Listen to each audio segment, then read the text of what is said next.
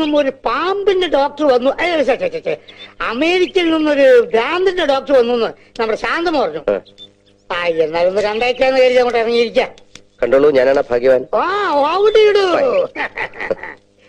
നമ്മ ദാസപ്പൻ കുട്ടിയും രാജപ്പനും കുട്ടപ്പനും ഒക്കെ പറയുന്നു എന്റെ പെരുമാറ്റത്തിൽ എന്തെല്ലോ മാറ്റങ്ങളുണ്ടെന്ന്. ഡോക്ടർ ഒന്ന് നോക്കിക്കേ.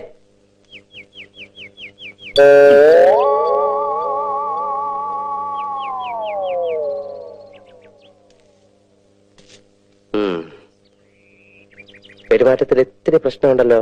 അപ്പൊ എളുപ്പം ചികിത്സിക്കണല്ലോ. ചികിത്സിക്കാം. ഇത്തിരി കഴിഞ്ഞോട്ടെ.